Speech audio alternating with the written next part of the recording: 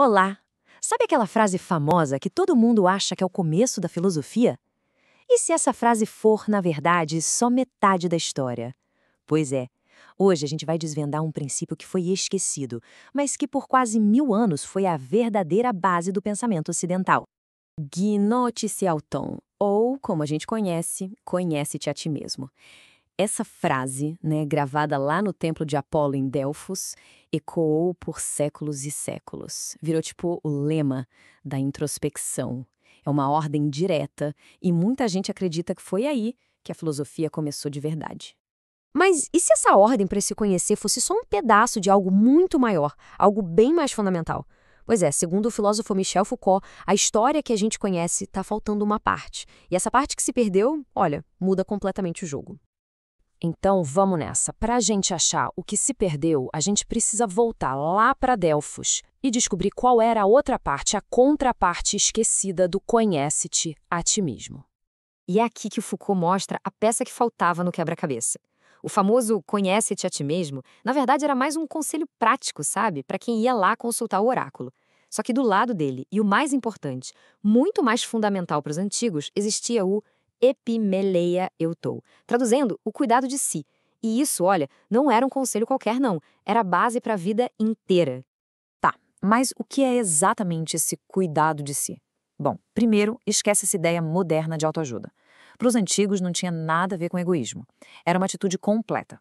Um conjunto de práticas do dia a dia, meditação, escrita, reflexão, todo com um objetivo muito claro: se transformar para se tornar digno da verdade. E quem foi que pegou esse princípio e, digamos, deu uma outra dimensão para ele? Ninguém menos que Sócrates. Ele basicamente tirou essa ideia de dentro do templo e levou para as ruas de Atenas. Transformou isso na missão da vida dele e, de quebra, no verdadeiro coração da filosofia. Essa virou a mensagem que Sócrates repetia sem parar. Ele andava por Atenas provocando todo mundo, insistindo que, olha, antes de se preocupar com a cidade, com os outros, com qualquer coisa, a tarefa número 1 era cuidar da própria alma. A gente vê essa lógica de forma super clara no diálogo Alcibíades do Platão. Lá, Sócrates argumenta com um jovem bem ambicioso, o Alcibíades, e mostra para ele que a ambição política não vale nada sem autogoverno. E como se chega nesse autogoverno? Através do cuidado de si. Que, no fim das contas, é o cuidado da alma, né? Aquilo que age no mundo. Então, a partir de Sócrates, essa ideia simplesmente floresceu. Nos períodos helenístico e romano, o cuidado de si chegou no seu auge. Virou uma verdadeira arte de viver. E o que é incrível aqui é quanto tempo isso durou. Não foi uma modinha filosófica, sabe? A gente está falando de um conceito que dominou o pensamento por quase 1000 anos. Ele foi evoluindo. De uma coisa ligada à política, virou um princípio universal para a vida. E influenciou até mesmo o cristianismo lá no começo. O ponto central aqui é justamente essa virada. O cuidado de si deixou de ser um meio para se chegar a algum lugar, tipo governar a cidade. Ele se tornou o próprio objetivo. Uma prática para a vida inteira, da juventude à velhice. A ideia era se esculpir, sabe, como se fosse uma obra de arte. Tá, mas como isso funcionava na prática? O Foucault chama essas práticas de tecnologias de si. E não eram ideias abstratas, não. Eram exercícios bem concretos, tipo o exame de consciência que o Sêneca fazia todo dia, ou meditações para se preparar para o pior, até a escrita, que servia para internalizar verdade. Eram literalmente ferramentas para autotransformação. E qual era a meta final dessa salvação filosófica, por assim dizer?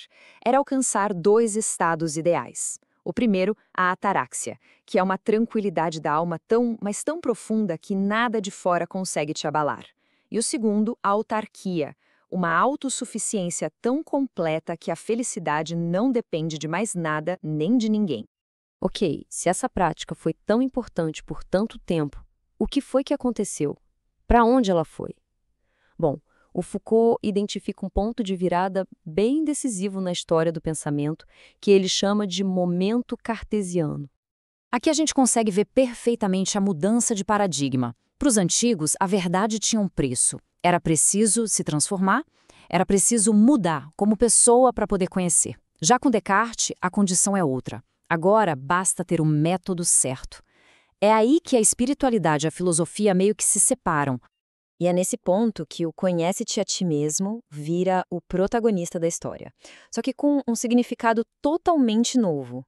Não é mais sobre transformar a alma, e sim sobre usar a mente para conhecer os objetos do mundo. O foco muda do ser para o conhecer. E o cuidado de si? Bom, esse acaba sendo esquecido. Mas será que essa ideia sumiu para sempre? Foucault diz que não. Ele enxergava os ecos dela reaparecendo em lugares bem inesperados do mundo moderno. Ele aponta, por exemplo, para o marxismo, que defende que é preciso se transformar num sujeito com consciência de classe para enxergar a verdade da história.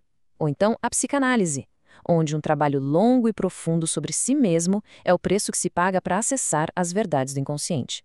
Nos dois casos, aquela pergunta antiga volta com tudo. Quem a gente precisa se tornar para poder conhecer a verdade? Olha, essa citação do Foucault resume a questão perfeitamente. A ideia de que a verdade tem um custo para quem busca e um efeito que transforma quem a diz, isso é uma herança direta do antigo cuidado de si. A verdade, afinal, não é só algo que se sabe, é algo que muda a gente. E tudo isso nos leva a uma reflexão final, né? Hoje, a gente vive inundado de informação por todos os lados, mas será que ao priorizar tanto o conhecer e deixar de lado o cuidar, a gente não perdeu a capacidade de se transformar? Será que a gente esqueceu o que os antigos sabiam tão bem, que sabedoria não é uma coisa que se acumula, mas algo que a gente se torna? Fica aí a questão para a gente pensar.